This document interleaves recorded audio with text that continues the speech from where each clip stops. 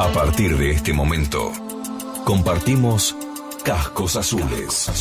Argentinos por el mundo en misión de paz. Idea y conducción, Eduardo Kundins. Cascos Azules. Argentinos por el mundo en misión de paz. Creo que todos los que hemos participado en una operación de paz hemos ido con una mentalidad y hemos vuelto con otra. Simplemente porque hemos comprobado in situ realidades terribles. Bueno, esperemos que estas personas que hoy tienen altos niveles en los destinos nacionales sepan transmitir, como usted lo dice, pedagógicamente esta cultura, esta nueva cultura, que no es la cultura del enfrentamiento, que no es la cultura de la violencia, sino es la cultura de la armonía, la cultura de la reconciliación, y bueno, y que aprovechen esta mano de obra tan bien educada.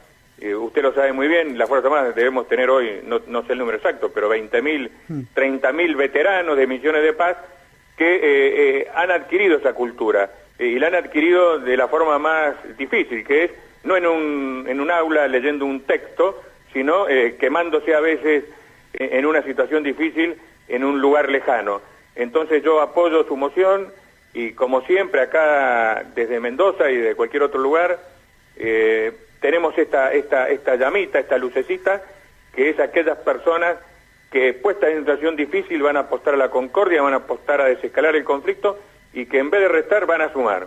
Esto es Cascos Azules, Argentinos por el mundo en misión de paz. Un programa, la propuesta de hoy, intenso, esclarecedor, de algún modo testimonial, pero sobre todo justo. Escuchábamos en primera instancia a Carlos Pisolito, nuestro columnista, nuestro aclarador de temas, un académico de fuste. Cascos Azules. A mí me pasó en 2 oportunidades estar en tiroteos recibiendo disparos. Si tuviera que aconsejarles que traigan algo, les diría, traigan esa fe y esa convicción que nuestras Fuerzas Armadas ponen al servicio del prójimo. La sensibilidad ante el sufrimiento, el espíritu solidario y el esfuerzo por lograr el bien común son características de nuestras Fuerzas Armadas y han quedado demostradas en estos meses que hemos trabajado acá. Es muy lindo poder ayudar. Cascos Azules. Argentinos por el mundo en misión de paz. Somos soldados de la paz en las guerras del odio. Amor lo único obvio. Para pensar con claridad, calma tantos agobios. Mañana te la... Bueno, y como dice el gaucho, no hay tiento que no se corte ni deuda que no se pague. Bueno, acá tenemos una deuda y lo queremos, como lo anticipamos en los avances, habiéndolo escuchado a Carlos Pisolito, lo tenemos como columnista calificadísimo. Carlos, ¿cómo estás vos? ¿Cómo está tu Mendoza? Como siempre, muy bien, mi coronel, le agradezco su introducción gauchesca, y no hay plazo que no se cumpla. No, esa era la otra. También, sí, no hay tiento que no se corta. Por lo menos así lo decía mi abuela. Sí, lo del plazo normalmente y hoy le agregué un poco esto de gauchesco con los tientos, pero bueno, qué gusto, Carlos, escucharte. Así que bueno, tenemos un ratito para ver en qué andamos. Yo que después quería consultarte un par de aspectos que lo vamos a desarrollar, pero me gustaría que nos metas vos en algún tema. Sé que estás por viajar, que te han invitado, contanos un poco eso.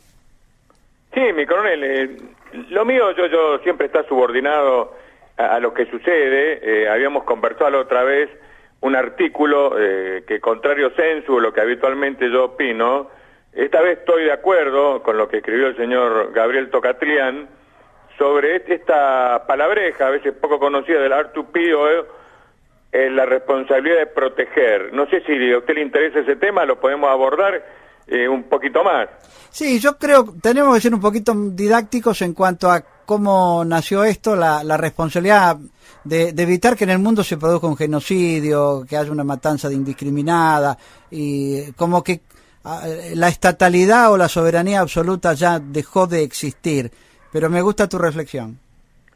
Sí, bueno, nosotros que somos viejos soldados, veteranos de misiones de paz, hemos visto a lo largo de nuestra vida, que no ha sido corta ya, cómo Naciones Unidas fue incrementando su participación. Recordemos el capítulo 6, que eran las misiones de paz tradicionales, donde había un cese el fuego. Después se pasó a las misiones capítulo 7, donde, bueno, a veces sin el consentimiento total de las partes, con un consenso no completó Naciones Unidas intervenía a veces manu militari y estaban los resultados a la vista. Bueno, ahora había otra vuelta de tuerca que yo creo que lamentablemente no va a tener el fruto que han tenido las otras, que es esta palabreja de la responsabilidad de proteger, R2P, en sus siglas en inglés. ¿Qué sostiene esto? Que la ONU, a partir de una resolución que va a adoptar en el año 2005, a través de una resolución de su Asamblea General, en el caso que se dé que haya un Estado que no garantice los derechos humanos o que los viole en forma sistemática contra sus ciudadanos, las Naciones Unidas podría librar una orden, una resolución para intervenir en esos lugares. Esto que en teoría suena muy bien, sabemos que en la práctica ha tenido alguna consecuencia un tanto desastrosa, como fue el famoso caso libio, donde luego de la resolución 1973 en el 2011, básicamente la OTAN, primero Estados Unidos estaba un poco reticente, Obama, después el primer ministro británico lo convenció, y bueno, vimos cómo se incentivó los ataques, especialmente aéreos, lo que produjo la caída y posterior muerte de quien era un dictador, el hombre fuerte, Muammar Gaddafi, pero que en última instancia, como había sucedido antes en Irak, era la única persona que mantenía un cierto orden, por más que fuera dictatorial, y que las cosas más o menos funcionaran. Desapareció estas personas, esos países entraron en una anarquía feroz, donde, como también decía mi abuela, el remedio fue peor que la enfermedad. Eso es para explicarle a la audiencia que nos sigue, y yo le quisiera agregar ahora, si usted me permite, siempre usted me alaba las condiciones anticipatorias. Yo creo que, bueno, que esta ola del intervencionismo de las grandes organizaciones como la ONU, basadas en la buena fe, en la paz mundial y otras grandes carteles, ha alcanzado su límite, ya no va a avanzar más, y le explico por qué. Sabemos que a través del Papa Francisco, cuando se quiso hacer algo similar a lo que se había hecho en Libia, en Siria, el Papa dijo, no, miren, no lo hagan. Y sabemos que esta intervención papal frenó esas ideas de hacer algo similar a lo que se ha hecho en Libia. Ese es un primer dato que la audiencia tiene que tener en claro. Y el segundo, yo creo que es la elección del nuevo presidente norteamericano, Donald Trump, que en total consonancia y resonancia con otro líder, Vladimir Putin, estas cosas no le gustan. Es decir, así como hemos vivido toda una era de globalización, de universalización de los principios de paz, de tranquilidad, estamos en una fragmentación donde lo nacional, el Estado, la soberanía de los países vuelve a retomar un rol y vuelve a retomar un valor que se daba por superado, que se daba por perdido. Por eso yo creo que, y con esto comparto, como le decía con el señor Tocatlián, que el R2P o esta responsabilidad de proteger no va a tener un buen futuro. Es más, creo que no va a tener futuro. No veo hoy a las Naciones Unidas en operaciones similares a las desarrolladas en Libia o que se pretendió y que fueron abortadas en Siria con los resultados que todos conocemos. Esto es lo que yo me podría anticipar como reflexión, mi coronel. Para ayudar a nuestra audiencia, el artículo era la irresponsabilidad de desproteger, jugando con las palabras y haciendo la negativa de cada una, para buscarlo más fácil capaz que a través de Internet. Y también una reflexión que me permito agregar, este tupé que me tomo, de esta absoluta incapacidad de empatía que tienen muchos estados súper soberanos o soberbios, por no llamarlos de otro modo, en que creen que pueden aplicar su regla, su medida, y que todo el mundo es como ellos, y que bien sabemos que, pruebas al canto, vos diste el ejemplo exacto con Libia, capaz que Libia, una democracia, no le cuaja en los criterios y en los conceptos que nosotros podemos llegar a definirla, ¿no? Tal cual, Miguel, mire, estaba escribiendo un tema que sí, hace poco que lo vengo madurando, pero creo que es así. Hemos vuelto a un mundo donde las personalidades y las personas son importantes. Yo veo 4 personalidades muy importantes. Ya hemos nombrado a 3 de ellas, el Papa Francisco, con su liderazgo moral, 2 hombres rudos, uno de negocios, Donald Trump, otro que viene de la inteligencia soviética como Vladimir Putin, y le agrego un cuarto que me parece que es el más tranquilo, que es un filósofo, que es Xi Jinping, el presidente de China. Yo creo que en ese cuadrilátero de ideas y de personalidades se van a manejar las próximas grandes decisiones del mundo.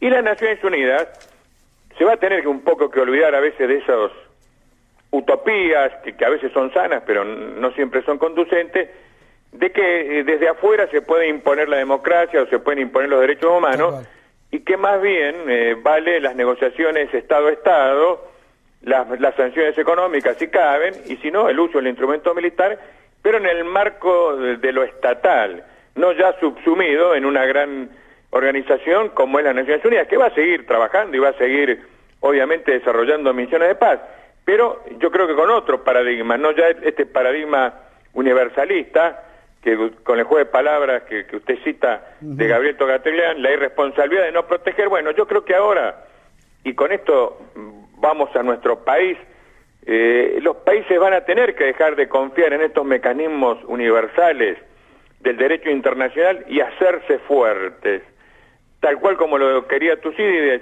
Está en los fuertes mandar y está en los débiles obedecer. Es decir, hoy la Argentina, la región, tiene que ser fuerte.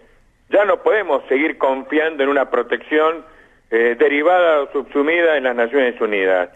Porque yo creo que estos 4 líderes van a poner el énfasis justamente en esto, en lo nacional, en lo propio, en lo peculiar, en lo particular, que la globalización, por supuesto, va a seguir existiendo, va a acompañar este proceso, pero bueno, no va a tener el carácter mandatorio que tuvo después, por ejemplo, de la caída del muro de Berlín, o incluso después del 11 de septiembre. Hemos entrado en otra época, hemos entrado en otra etapa. Es lo que a mí me parece.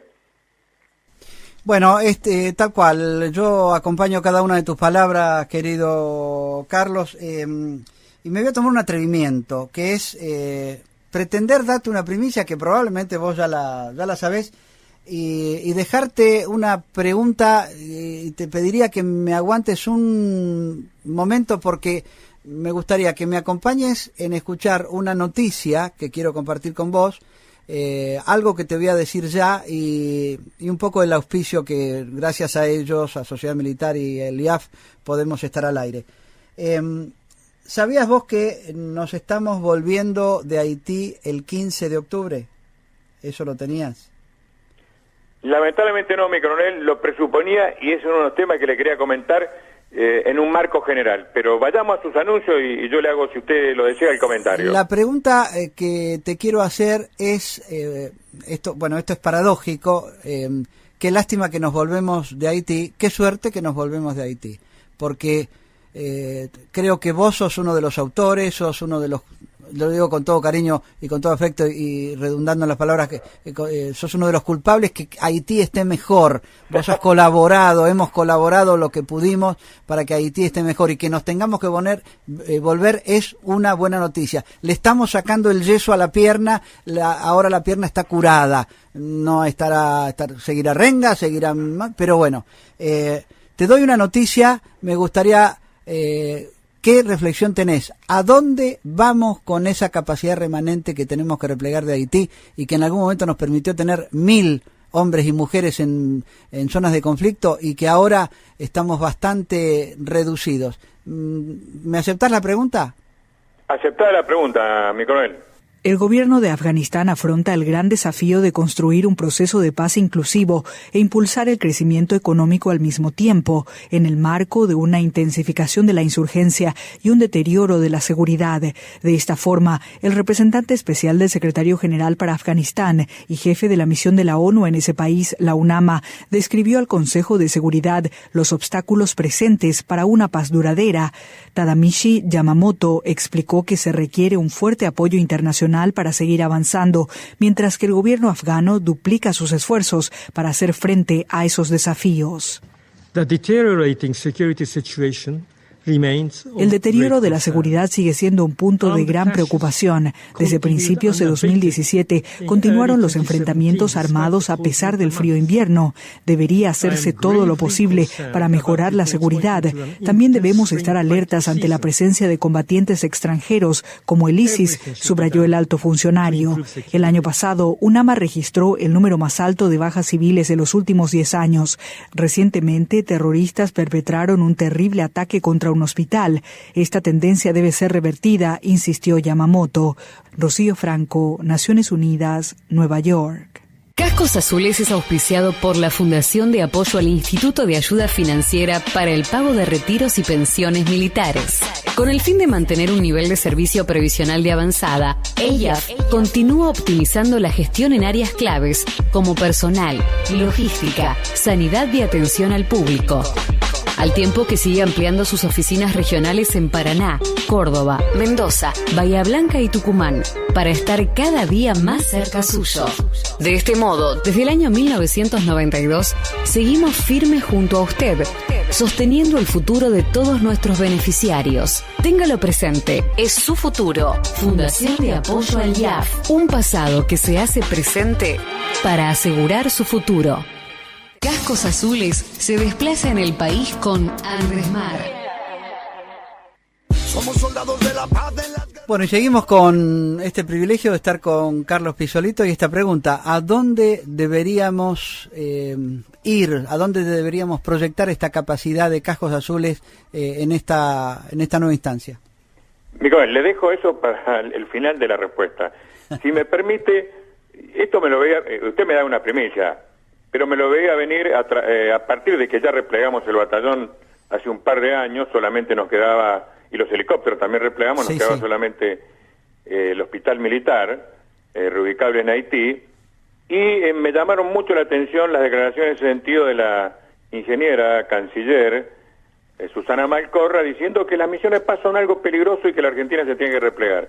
Bueno, señora, es una obviedad. Porque son peligrosas, ya lo dijo Daca Margen, los únicos que las pueden realizar son los soldados. Sí, peligrosas son. Ahora, yo creo que en el lado de los beneficios son muchísimos. Yo creo que de Haití no nos tendríamos que haber ido. Le agradezco el débito que usted me hace a lo que todos de a poco construimos, que fue esa cultura del entendimiento, esa cultura de solucionar crisis. Haití es un país que está en nuestra región, es el país más pobre del mundo. Es casi un acto de caridad, es una obligación. Ahí nos hicimos amigos de los brasileños, de los chilenos, de los uruguayos, de los paraguayos, de los bolivianos, de los peruanos. Establecimos un estilo sudamericano, fue todo positivo. Que nos hayamos vuelto, como usted lo dice, es negativo. Sí, y ahí voy a esa parte final que usted me pregunta. Hemos desarrollado un know-how, una tecnología, y lo más importante, tenemos una masa crítica de gente que sabe operar en un ambiente complejo de extrema pobreza, de violencia, de falta de representación política, de ausencia del Estado, y eso en la Argentina que estamos viviendo, lo hemos dicho otras veces, va a ser de gran utilidad. Pero, como usted bien lo planteó con la dualidad de palabras que usó, yo tengo un sabor agridulce, porque como argentino, que tengo una vocación nacional, pero que también miro un poco hacia afuera, me duele que nuestro país se baje de esta cruzada, en el mejor sentido de la palabra, de recuperar uno de los países de nuestra región que estaba pasando y está pasando por un mal momento. Y por otro lado, me alegro que tengamos nuestra gente disponible para usarla en otras tareas. ¿Y cuál sería en tu opinión? Mire, me río porque sé a dónde apunta, mi coronel. Mire, después de los datos del Observatorio de la Realidad Social Argentina, de la UCA, y que están refrendados por los datos oficiales, donde tenemos en un año 1,5 millones más de pobres, donde tenemos 13 millones de pobres, donde casi 1 de cada 3 argentinos es pobre, y la respuesta está a la vista. Si nosotros no podemos subir al barco del progreso, y me refiero al progreso elemental de las necesidades básicas satisfechas, de un trabajo, de un techo, de 3 comidas por día, a esa masa crítica de personas, y estamos condenados como sociedad. Así de simple. Yo, si fuera presidente, que no lo soy, y como dice un amigo, no hay que dar consejos y mucho menos gratis. Yo pondría a las Fuerzas Armadas a trabajar con los pies en el barro en todas las villas de emergencia, miseria o asentamientos ilegales, como le quisiéramos llamar, con otros recursos del Estado, con elementos de acción social, de sanidad, con la iglesia, con los pastores evangelistas, con las madres del Paco, a tratar de recuperar esos espacios perdidos. Tener hoy Fuerzas Armadas inactivas, ineficientes, irrelevantes, cuando tenemos un país que se hunde en la miseria, me parece una barbaridad. Y acá le voy a comentar un proyecto que estamos trabajando acá. Nos queda casi nada de tiempo, Carlitos, cerrame esto. Para la próxima, un proyecto que es usar a las Fuerzas Armadas en el Plan Belgrano, que es lo que está trabajando Santa Romana con su director, el doctor Mañagui, y salir con 5 trenes, con 50 vagones cada uno, que tengan agua, que tengan plantas potabilizadoras, que tengan médicos, que tengan odontólogos, a recorrer esos pueblos perdidos del Chaco, de Jujuy, de Salta, y llevar un hálito, una luz de prosperidad, lugares donde hoy impera el narcotráfico, la miseria y demás. Pero yo creo que hay que volver a poner la mirada en nuestro país.